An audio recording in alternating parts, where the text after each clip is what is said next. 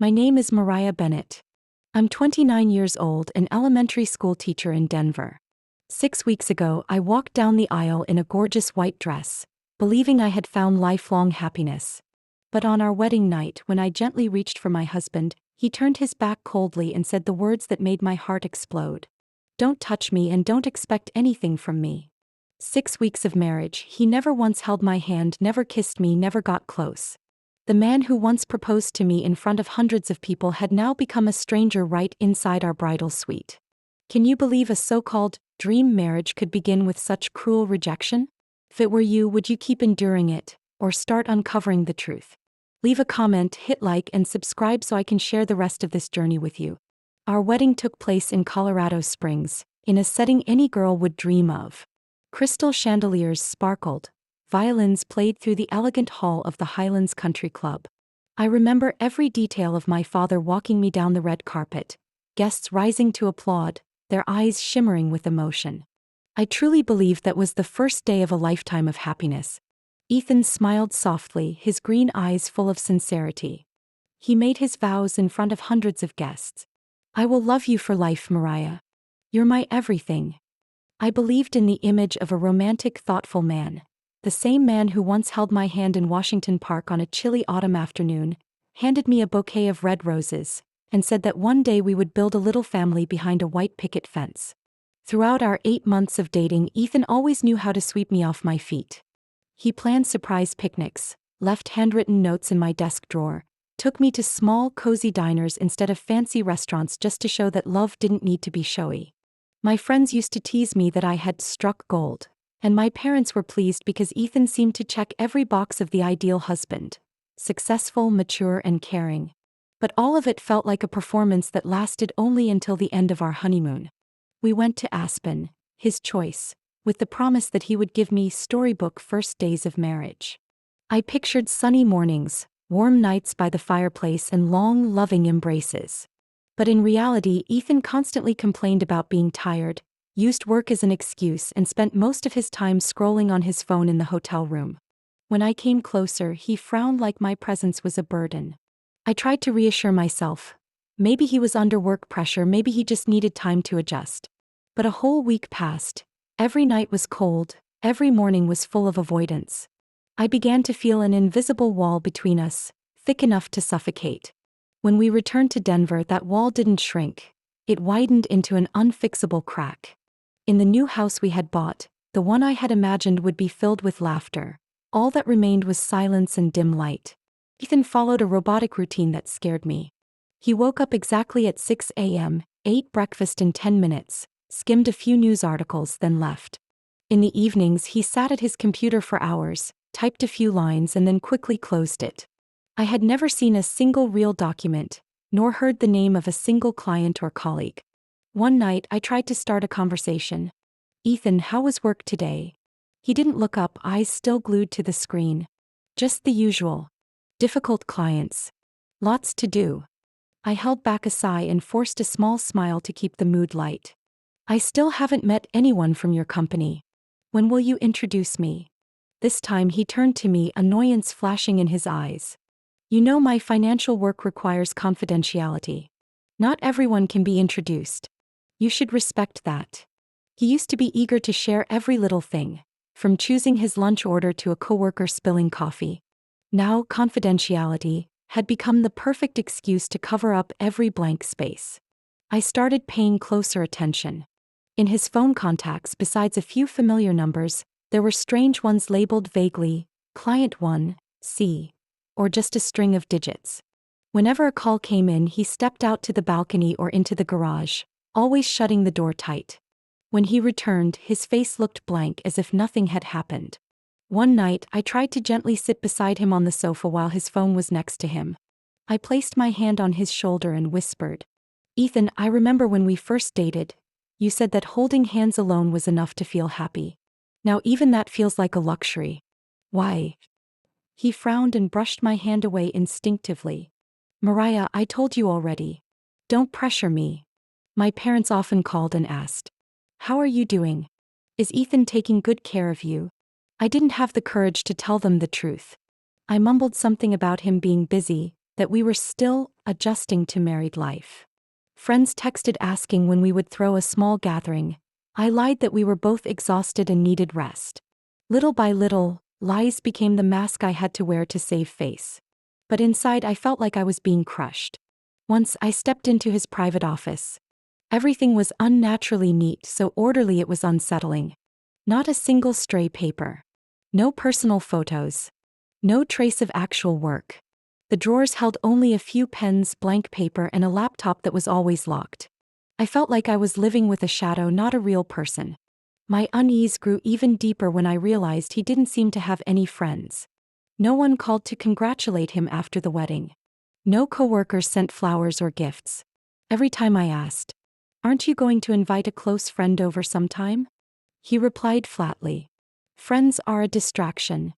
The man who once overflowed with warmth and promises of a cozy family had now turned into a cold mystery living in a shell.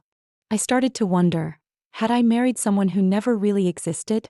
Since returning from the honeymoon, I gradually noticed Ethan often disappeared without explanation. At first, I forced myself to believe he was truly busy with financial consulting. But over time, the so-called client meetings became suspiciously frequent. On some weekend afternoons, he would grab his car keys and leave, saying curtly, "I have to meet an important client. I might be back late." When I asked, "Which client? Do you want me to come with you?" he hesitated for a second, then frowned. "Mariah, this is work. You don't need to get involved." That sentence sank my heart. Aren't spouses supposed to share things? He used to tell me about a late lunch with a coworker in full detail. Now every question I asked was brushed off. On the nights Ethan was out, I lay in the living room watching the clock crawl toward midnight, my chest tight with worry. The sound of the doorbell, the echo of his footsteps coming back. All of it happened far too late for any client meeting. His eyes when he walked in held nothing but coldness and haste. "You're still up. I was worried about you. Why didn't you come home earlier?" He took off his coat, hung it on the rack, and replied bluntly, "Work isn't always on schedule. You should get used to that." Then he headed straight into the bathroom, leaving me frozen on the sofa. Another morning, as Ethan was getting ready to leave, I gathered all my courage and suggested, "Ethan, I think we should see a marriage counselor. It seems like we're going wrong somewhere." He spun around, his face briefly changing. In that split second, I caught a panic he couldn't hide. But a moment later, it vanished, replaced by a forced anger. "We don't need counseling," he replied firmly. "We need time. You're blowing this out of proportion." I tried to keep my voice steady. 6 weeks is enough to know something's wrong. We live in the same house, but I feel like a passerby. He clenched the handle of his briefcase, tension flashing in his eyes. "I already told you. No counseling. You have to trust me." He strode out the door, leaving me standing in the kitchen with a cup of coffee gone cold on the table. I trembled, a vague fear growing inside me. The man I married wasn't the man I had loved. In the days that followed, I began to watch Ethan's every move more closely. He stared at his phone as if the whole world lived inside it. At dinner, instead of talking to me, he kept scrolling. Once I deliberately asked, "Who is it, Ethan? You've been texting all evening." He flinched, then moved the phone away. "A client." "Don't be so nosy." But the flicker in his eyes said something else. It was a secrecy that couldn't be concealed. Late one evening, he said there was an urgent meeting with a big client. I looked at the clock. It was already past 9 p.m. I tried asking, "A meeting at this hour?" He hesitated for a beat, then forced a smile. "Not everyone's free during the day. Sometimes you follow their schedule." I started confiding in my sister Claire. I called her, my voice choked. "Claire, I don't know who I married anymore. Are you sure he's being honest with you?" I bit my lip and answered softly, "I'm not sure of anything." Claire sighed. "You once told me Ethan was the perfect man. But Mariah, sometimes what looks too perfect is hiding something. You need to be careful." Her words echoed in my head. I decided to test it. When Ethan said he was going to meet a client, I quietly grabbed my coat and drove after him from a distance. My heart pounded when I saw he didn't head to an office or any financial district, but stopped at a small cafe in the suburbs. He sat there for nearly an hour. No clients came. It was just him, his phone, and a few sheets of doodles that he eventually crumpled and tossed into the trash. I sat in my car, gripping the steering wheel with both hands. The lie was right in front of me. Yet he came home as if nothing had happened, even pretending to be tired so I wouldn't ask more questions. From that day forward, I knew for certain I was living with a man hiding secrets. The lying didn't stop there. Once while doing the laundry, I found a hotel card in the pocket of his coat. It had the name of a hotel in downtown Denver, with a date matching the day he said he was meeting an out-of-state client. I held the card, my heart racing, my chest feeling crushed. When he got home, I tried probing. "Ethan, that day you went to Salt Lake City, right?" "Yeah." "Why?" I clenched the card in my coat pocket but didn't pull it out. I wanted to hear how far he would take the lie. "I was asking," I said quietly. He looked up, offering a thin smile. "You're worrying too much, Mariah. You should trust your husband." That smile sent a chill down my spine. Those scattered pieces, every lie, every disappearance, were forming a picture that terrified me. My instincts told me there was a huge secret lying right inside my home. I didn't yet know exactly what it was, but if I didn't find the truth, I would be buried alive in this marriage. When Ethan said he was meeting a client in Aurora, I stayed home alone. The house was spacious but so cold that every tick of the clock seemed to echo in my head. I walked into his private office, the room he rarely let me enter. On the desk, everything was still unnaturally tidy. Stacks of blank paper, neatly arranged pens, a laptop locked tight. I was about to leave when my eyes caught the trash can by the desk. Among the shredded scraps, I saw a folded receipt. I gently pulled it out, my heart pounding when I realized it was a receipt from a flower shop in Las Vegas.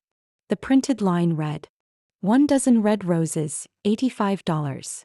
The purchase date was 3 weeks ago, the same time Ethan said he was attending a conference in Salt Lake City. My hands shook as I turned it over.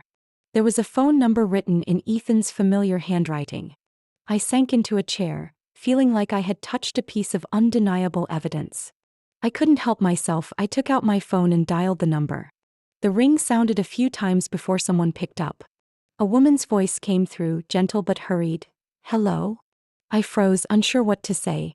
In that moment of hesitation, I clearly heard her exclaim, "I miss you too, baby." I hung up quickly, my heart racing. The room spun around me. That voice couldn't be a mistake. It was too intimate. Ethan was lying to me, and not lying but betraying me. From that day on, I started tracking his every move. Each morning he left the house in a crisp suit, carrying his briefcase like a diligent employee. But when I quietly tailed him by car, he never went to the central financial district of Denver, where the headquarters of the company he worked for was located. Instead, he stopped at a cafe near a shopping center, sat for hours, typed on a laptop, then walked out and tossed a few papers into the trash. I tried calling the main line of the company he claimed. The security guard's voice was polite but firm. "I'm sorry, there's no one named Ethan Caldwell here. I've worked here for 5 years and have never heard that name." The phone slipped from my hand and hit the kitchen floor with a dull thud. I stood frozen, my hand clenched until it went numb. My husband didn't work where he said he did. The entire financial consulting story was smoke and mirrors. I knew I had to go further. One evening, while Ethan was in the shower, I saw his phone on the nightstand. My heart tore in two. But the suspicion had grown too big to ignore. I took a deep breath and entered the passcode. It was our wedding date. The screen opened. The message list appeared and I went numb. A string of texts with the name Amanda Wilson. Lines dripping with intimacy. "Can't wait to see you this weekend. Love you forever. I'm counting the days, baby." I scrolled down. Each message felt like a knife cutting into my heart. Then I came across a photo. I dropped the phone in shock, but my trembling hands picked it back up. On the screen was Ethan in a suit, his arm around an unfamiliar woman. Both of them were smiling brightly in front of a familiar building, the Las Vegas courthouse. And on their hands, wedding rings. My vision blurred. He had married this woman. It wasn't an affair. It was another marriage running parallel to mine. The sound of water from the shower kept flowing steadily. I hurriedly transferred all the photos and messages to my own phone. My hands shook so badly I had to press several times before it went through. My shoulders felt weighed down with stone, my heartbeat pounding like hammers in my chest. When Ethan walked out wrapped in a towel, he was whistling and grinning to himself. For the first time I saw him truly cheerful. But now I understood why. His joy wasn't for me. It was for her. I forced myself to sound normal. What do you want for dinner? He looked at me with surprise, then gave a light laugh. Anything's fine. You decide. If he discovered I knew the truth, I was certain I would be in danger. So I buried everything deep inside, pretending to read a magazine while the evidence that could destroy his entire fabricated life sat in my phone. That night, I lay beside the man I called my husband, listening to his steady breathing while my chest ached. I thought of the day we got engaged, when he knelt before my family, slipped a ring on my finger and said, "You're the one I've been looking for all my life." Now all those memories replayed like a cheap play. On the nightstand my phone lit up. I opened it, looking again at the saved photos. In one, Amanda wore a simple white dress, holding red roses. Ethan looked at her as if she were his whole world. Meanwhile, on my own wedding day, all I saw in his eyes was detachment and coldness. Who are you, Ethan? Who are you really? The ticking clock drilled into my chest with every beat. The next morning, when Ethan left the house, I sat in the kitchen holding a cup of coffee I couldn't even sip. I thought of my parents, of my sister Claire. If I told them, would they believe me? Or would they think I was imagining things? I knew I needed more proof. The flower receipt, the woman's voice on the phone, the wedding photos in Las Vegas. They were damning, but to expose a double life like Ethan's, I needed evidence that couldn't be denied. I turned to a name Claire once mentioned. Patricia Harris, a well-known divorce lawyer in Denver specializing in complicated cases involving property and fraud. Her office was on the 12th floor of a glass building overlooking the Rocky Mountains. I still remember how my palms were drenched in sweat when I rang the bell. Patricia was a woman in her 50s, her graying hair neatly pinned, her eyes sharp, her voice warm yet firm. After I explained everything, she paused for a long moment, her eyes fixed on me. Then slid her glasses down her nose and looked me in the eye. "Mariah, what you've brought me isn't simple infidelity. This could be bigamy. In Colorado, that's a felony. He could face years in prison." I stammered. "You mean, my marriage isn't valid? If Ethan legally married that other woman before marrying you, then your marriage to him is void. But it doesn't end there. With the evidence suggesting he targeted your inheritance, I suspect this may also be a deliberate financial fraud scheme." I buried my face in my hands, my voice shaking.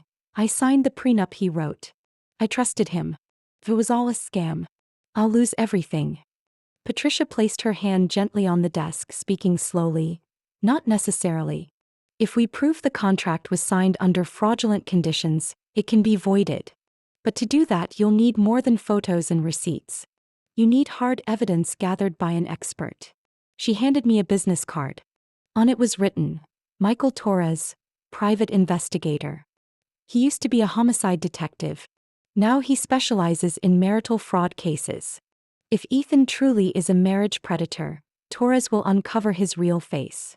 2 days later, I walked into Torres's modest office in an old neighborhood. The walls were lined with files and maps, the desk stacked with thick folders. Torres was a middle-aged man with silver hair, his eyes sharp as blades. After hearing my story, he leaned back in his chair, arms crossed. "I've seen plenty of cases like this. The pattern's the same. A con artist targets a woman with assets, pretends to be romantic, rushes into marriage, then schemes to take everything. Once he succeeds, he disappears." I bit my lip, tears welling. But when we were dating, he was perfect. He knew every little detail about me. He gave me a book I loved back in college, took me to the cafe where I used to work. How could a con artist be that meticulous? Torres tilted his head, sympathy flickering in his eyes. "That's exactly what makes him dangerous. These men study their targets carefully, like hunters tracking prey. They dig through social media, friends, even public records. They become the exact kind of man you're longing for." My voice trembled. "So what do I do now?" He opened a drawer, pulled out a small recorder and set it in front of me. "Colorado is a one-party consent state. That means you can record any conversation with Ethan without his knowledge. If he slips up, we'll have key evidence." I picked up the recorder, feeling it far heavier than its size. Torres continued, "I'll also run a full background check. Marriage records across states, financial tracking, and digging into Amanda Wilson. If she's truly his legal wife, the whole facade will collapse." I nodded, my throat tight. "I'm ready." I need the truth no matter how painful. Torres gave me a steady look. But prepare yourself. What we find could be worse than you imagine. Are you sure you want to see this through? I have no way back. That evening, sitting across from Ethan at dinner, I hid the recorder in my dress pocket. He spooned pasta and casually asked, "How was your day?" My voice trembled, but I forced it to sound natural. "Just fine. I stopped by Claire's, she says hello." He smirked faintly, then quickly shifted to talking about economic news. I tried to read his expression, but all I saw was a mask. Every word he spoke now felt like theater. After dinner, he got a call, hurried into his office, and shut the door. I gripped the recorder, my heartbeat racing. I knew patience was key. Eventually, he would expose himself. That night, I called Claire and told her about meeting the lawyer and investigator. On the other end, she said, "Mariah, I'm sorry I didn't smile like everyone else on your wedding day. I always felt something about Ethan was off. But I never thought it was this serious." Tears spilled down my cheeks. "I don't know what I'd do without you." "You're stronger than you think," Claire whispered. "But be careful. If he realizes you're suspicious, things could get dangerous." I clenched the phone, glancing at the office door where Ethan was still murmuring into the phone. A chill ran down my spine at the thought that I was living under the same roof with the very man I once called my husband. That evening, after Ethan once again used the excuse of a client's urgent call and left the house, I decided to call my sister Claire Bennett. Her voice trembled slightly when she heard me choke out, "Claire, I can't hold it in anymore. Something terrible has happened." "What did Ethan do to you this time?" I told her about the flower receipt in Las Vegas, about the strange woman's voice on the phone, and about the wedding photos I had found. The moment I finished, I heard sobbing on the other end. "I knew it." Claire burst into tears. "I felt something was wrong from the very beginning. I didn't listen to you. I thought you were being too harsh. Now I understand. Don't blame yourself, Mariah. It's not your fault for believing in love. But now it's different. You have to protect yourself." Her words gave me strength. But I knew a harder battle awaited me, facing my parents. The next evening, I went to my parents' house in South Denver. My mother was preparing dinner, the smell of roast chicken filling the air, while my father sat in his armchair reading the paper. They smiled at me warmly, unaware of the storm about to break. I twisting my hands together. "I need to talk. About Ethan." My father set the paper down, frowning. "What now? You two just got married. It's normal to have small issues while adjusting." My mother quickly cut in, her voice anxious. "Mariah, don't be too sensitive. Ethan is a good man. Everyone says so. Marriage requires patience, sweetheart." I pulled out my phone and showed them the photo of Ethan and Amanda standing in front of the Las Vegas courthouse. My voice trembled. "This is proof. He married another woman." My mother raised her hand to her mouth, eyes wide. "No? Impossible." My father stared at the screen, his face turning red. "This could be fake. It's easy to edit pictures these days. Don't let yourself get carried away." Choked, I pulled out the flower receipt from my purse and set it on the table. "I'm not making this up. This is from Las Vegas, the day Ethan claimed he was at a Salt Lake City conference." And I heard her voice myself. My mother sank into a chair, mumbling, "Oh God. But how?" My father shook his head, his voice firm. "I don't believe it. Ethan is educated, respectful. Everyone can see how much he loves you." I bit my lip as tears fell. "Dad, Mom, why won't you believe me? I'm your daughter. Why does my word matter less than Ethan's polished image in front of others?" My mother wept, clutching my hand. "It's not that I don't believe you. I just can't bear to believe this is real." My father turned away, avoiding my eyes. That silence hurt more than denial itself. When I returned home, I felt torn in two. Claire believed me, but my parents didn't. They would rather protect the illusion of a perfect son-in-law than face the brutal truth.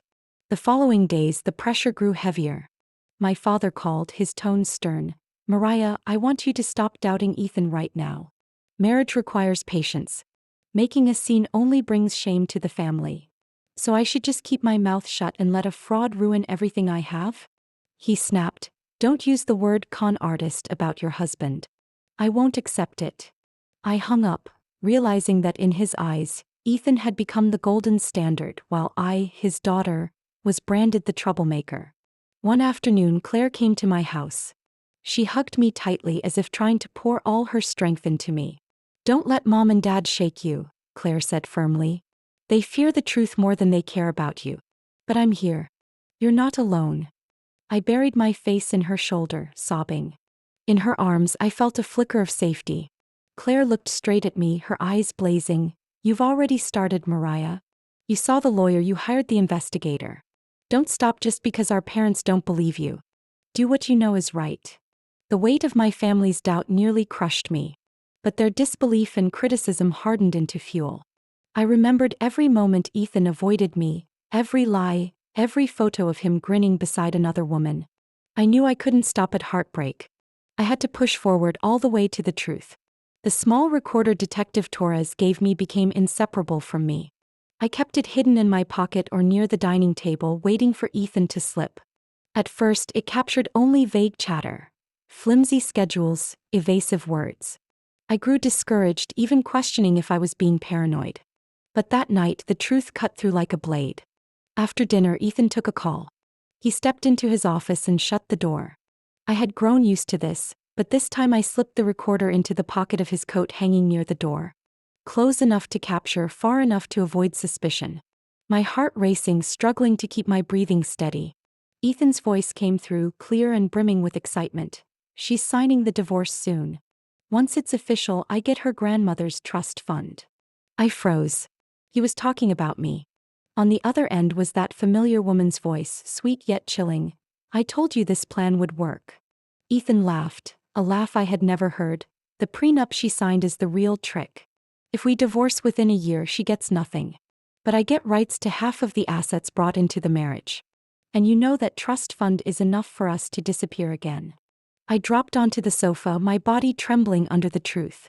He had planned every step. The love, the promises, the grand wedding, all leading to this moment. Amanda's voice spoke again, softer but clear. "Just be careful, Ethan. Don't let her suspect." Ethan chuckled, whispering, "Don't worry, Amanda. She's naive enough." The name stabbed me like a blade. The woman in the wedding photo. I thought she was Ethan's secret wife. But her next words stopped my blood cold. "We've done this so many times," Amanda said, her laugh low. "I play the wife, you play the husband. Who would ever guess we're siblings?" I clamped my hand over my mouth to stifle a cry. They were siblings? Pretending to be husband and wife to scam women like me? Ethan's voice carried on, calm as if discussing daily business. "That's exactly why it works. You play the wife at home, I go find the next target. The money all flows to the same place." Amanda giggled. "She seems weak. But smart too. I worry she'll suspect." "Relax," Ethan replied. "She thinks she's the center of my life. And if she doubts, her family will shut it down. You know her parents adore me more than their own daughter." I bit my lip until it bled. He was right. My parents hadn't believed me. They trusted Ethan's polished facade more than their own child. I quickly turned off the recorder when I heard the office door open. Ethan stepped out, his face glowing with that false joy. "You're still up?" he asked lightly. I turned away, hiding my swollen eyes. "I'm reading." He kissed my forehead like a rehearsed gesture, then went upstairs. I sat frozen, clutching the recorder in my pocket. Inside it was the brutal truth, the undeniable proof of who Ethan and Amanda really were. The next morning, I went to see Detective Torres. His office was dim, the smell of strong coffee hanging in the air. I set the recorder on his desk, my voice hoarse. "You have to hear this." Torres pressed play, listening intently. When Amanda's voice came through, he snapped his head up, eyes filled with shock and disgust. "By God," he muttered. "They're siblings. And they've turned that into a weapon for crime." I lowered my head, my voice breaking. "I can't believe it. The man I called my husband staged this sick charade with his own sister." Torres gripped his notebook, his eyes hardening. "Mariah, you're no longer the victim. This is solid gold evidence. With this recording, along with the receipts and wedding photos, we can bring everything to light. But my parents, what will they do when they learn the truth? The truth can wound, but hiding from it leaves scars that never heal. You've stepped into this fight and now you have the strongest weapon." That evening, I went back home and sat across from Ethan in the living room. He smiled, asking casually, "Where did you go today?" "I went to see my sister." "Good. Family's important." In that moment, I wanted to leap up and throw the vile truth from the recorder in his face. But I held back. It wasn't time yet. The day Patricia, my lawyer, laid the draft divorce papers on the table, my hands shook so badly I had to grip the pen tightly to keep from dropping it. She looked at me over her glasses, speaking slowly. "Mariah, from this moment you have to play a role. You're no longer the strong woman collecting evidence. You're the broken wife, desperate to let go. Ethan has to believe that or the plan will collapse." Inside me, pain and contempt for Ethan swirled like a storm, but I forced myself to bury it. I had to make him think I was defeated, ready to leave this marriage in despair. That evening, when Ethan came home, I was waiting in the living room. On the table was an envelope. He walked in, shrugging off his coat, and asked, "How long have you been sitting here?" I made sure my eyes were red, my voice trembling. "Ethan, I can't take this anymore. These are divorce papers. I'll file them tomorrow." He froze, blinking rapidly as if to hide his shock, then dropped into a chair, rubbing his forehead. "Mariah, I never thought it would come to this." I bowed my head, my shoulders shaking under the weight of it all. But inside, I watched every twitch of his face. And what I saw wasn't pain, it was relief. "Maybe," he continued, his tone half regretful, half detached, "maybe that's best for both of us." I bit my lip, choking out, "I just want it to end." He nodded, clenching his hands but with the corners of his mouth lifting slightly, as though a burden had been lifted. I knew then he believed me. The next day, Patricia and I went to the Denver County Courthouse to officially file. In the documents, the reasons were written in simple words: irreconcilable differences, emotional distance, inability to repair. I walked out of the courthouse clutching the papers like they were my pain itself. But in truth, it was the trap now set. Patricia leaned close, whispering, "Now we wait for him to act. Torres and the FBI are ready." 2 days later, Torres called me, his voice urgent but steady. "Mariah, he's taken the bait. Tomorrow morning, Ethan and Amanda are meeting at First National Bank downtown. He's bringing fake documents to withdraw the entire trust fund." I gripped the phone, my heart pounding. The day had finally come. The next morning, I sat in a car with Torres not far from the bank. From the back seat, he handed me a headset connected to the FBI team lying in wait. A special agent's voice came through. "Targets approaching." The pair entered through the main doors. I looked through the windshield and saw Ethan in a gray suit, briefcase in hand, Amanda beside him with her blonde hair tied back, dressed in a simple business outfit. To anyone else, they looked like an ordinary couple handling bank business. But I knew beneath that facade was crime. Torres put a steady hand on my shoulder. "Stay calm. Everything's being recorded." Inside the bank, surveillance cameras showed Ethan handing over a file to the teller, smiling politely. Amanda sat waiting, her eyes gleaming with anticipation. I heard an agent's voice clearly through the headset. "He's presenting forged documents. Verification in progress." A tense silence. Then the agent's voice again. "Green light. Move in." At once, plainclothes FBI agents swarmed. "Ethan Caldwell, you're under arrest for financial fraud, forgery, and bigamy." Amanda barely had time to react before handcuffs clicked on her wrists. Ethan spun around, pale, stammering, "No, you're mistaken. This is my legal account." But the agent's cold voice cut through. "All evidence is complete. You have the right to remain silent, but anything you say can and will be used against you in court." The man who once vowed to protect me for life was dragged away in handcuffs. That evening, I sat in Patricia's office with Torres and 2 FBI agents. They laid thick files before me. Copies of the forged documents, the recordings, and surveillance images. The lead agent spoke. "Ms. Bennett, thanks to your cooperation and evidence, we caught them in the act. And it wasn't you. We've identified at least 3 other victims in different states." Torres added with a bitter edge. They'd been running an entire fraud ring. But this time, they didn't expect a woman brave enough to stand up. I looked down at the table, gripping my water glass. Inside, I still carried an ache. But amid the wreckage, a faint fire burned. Justice was finally closing in. That night, back home, I sank into the dark living room. On the table, the small recorder rested in stillness. I touched it, remembering Ethan's confident words. He thought he was clever, that I would crumble easily. But in the end, those very words shackled him in chains. I leaned back, closing my eyes. For the first time in weeks, I drew a deep breath without feeling suffocated. I knew the road ahead held more pain. Trials, public scrutiny, my parents' reaction. But at least the man who deceived me was no longer free. 2 months after the FBI raid, I found myself in a federal courtroom in Denver. The vast hall, the high ceiling, the cold light made the place feel both solemn and suffocating. From my seat in the gallery, I stared at the long table where the prosecutor's thick files were spread out. The iron door opened and guards led Ethan and Amanda in. Both wore orange prison uniforms, their hands cuffed. Seeing them nearly stole my breath. The man who once vowed to shield me now walked hunched, gaunt, head lowered. Amanda, the woman who had once beamed in that wedding photo, looked shattered, her eyes red, her hair disheveled. The prosecutor rose, his voice clear and commanding. Your Honor, the defendants Ethan Caldwell and Amanda Caldwell are charged with multiple counts: bigamy, financial fraud, identity forgery, conspiracy to commit mail and wire fraud. The words echoed through the courtroom. I listened to each one. Everything Torres and I had gathered, every recording, every receipt, every image, was now a blade aimed directly at them. Ethan's lawyer stood, his voice trembling. Your Honor, my client insists he is innocent. His actions stemmed from love and have been misunderstood. But the prosecutor cut him short. He pressed play on the recorder, Ethan's voice booming through the courtroom. She's signing the divorce soon.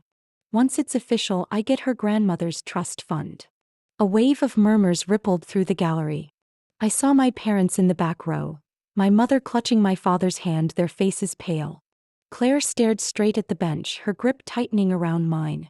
The prosecutor continued. Furthermore, we have proof the defendants are siblings, yet posed as husband and wife to conduct multiple fraud schemes across at least 5 states.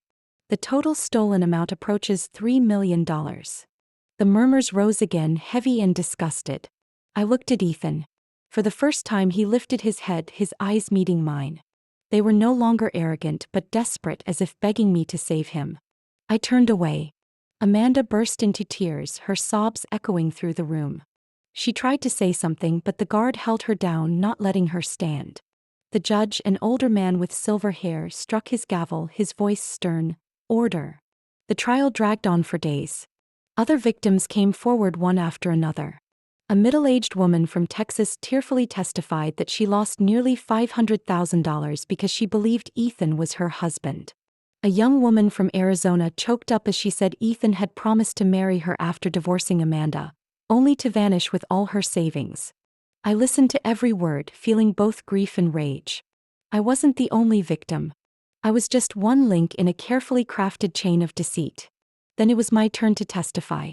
I stepped up to the stand, my legs trembling but my eyes steady. The prosecutor asked, Ms. Bennett, can you tell us what you experienced in your marriage to the defendant Ethan Caldwell? 6 weeks after the wedding, I was living with a complete stranger. He avoided me, said that his body was his own, and used the excuse of boundaries to hide the truth. I believed in love, but it was all a performance. He married me to steal my grandmother's trust fund. My voice faltered, but I pressed on. I trusted him with everything. And in return, I received betrayal, humiliation, and a calculated scheme. I clearly heard my mother's heavy sigh from the back row. Finally, sentencing day arrived. The judge rose, his voice deep and commanding. After reviewing all evidence and testimony, the court sentences the defendant Ethan Caldwell to 15 years in federal prison and Amanda Caldwell to 10 years. The gavel struck like thunder. I closed my eyes, feeling a massive weight fall from my chest. My parents broke into tears. My father turned and gripped my hand tightly, his voice hoarse. I'm sorry, Mariah. I didn't believe you. The media immediately picked up the story. Headlines flashed across newspapers and television. Colorado's most dangerous marriage predator brought down. Ethan's face appeared on screen, his eyes vacant, next to Amanda's, her head bowed in tears. Their identities exposed, their criminal empire shattered. That night I returned to my home. The house that once echoed with cold silence was still, but this time the stillness felt peaceful. On the kitchen table, I set down a cup of hot tea and gazed out the window. Snow drifted gently, covering the garden in white. Claire walked in carrying a basket of freshly baked apple pies. She sat beside me, squeezing my hand softly. "It's finally over, Mariah." Inside me, the pain lingered, but mixed with it was relief. Ethan had paid the price. So had Amanda. And me, I hadn't survived. I had stood up and I had been vindicated before the law. A few days later, the FBI announced that nearly $3 million had been recovered from accounts Ethan and Amanda had stolen. The funds were returned to the victims. I didn't care much about the money.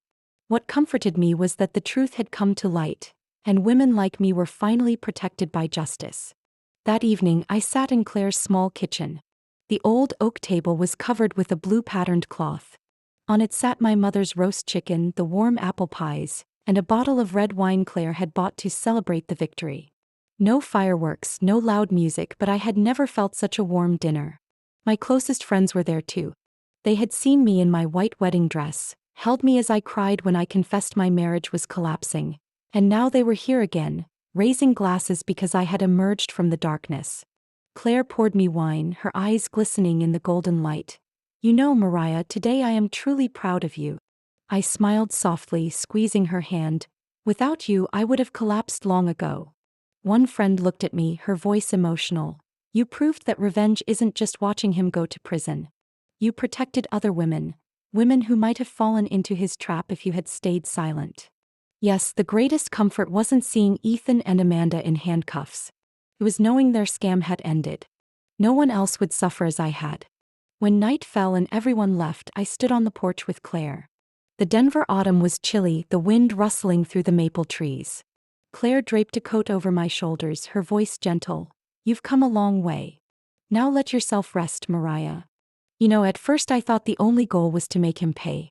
But the further I went, the more I realized, the greatest revenge is reclaiming my life. Claire smiled, wrapping her arm around me. "And you did." One morning, I went to the park near my home. Mist still hung in the air. I sat on a bench, listening to children running and laughing all around. I closed my eyes, breathing in a peace I hadn't felt in so long. And that was the journey I had walked. From a bride who thought she was stepping into a fairy tale, to a woman who faced betrayal and a cruel scam. But I had risen not only to protect myself but to stop people like Ethan and Amanda from hurting anyone else. I want to ask you, if you were in my place, would you stay silent to protect the image of a perfect family? Or would you stand up, reveal the truth, knowing storms would come? Share your thoughts in the comments, because every experience, every perspective can become strength for women facing the same battles. If this story touched your heart, don't forget to hit like and subscribe. Because here we'll continue to share real stories about family, love, and the brave choices that help us find ourselves again. I'll see you in the next story.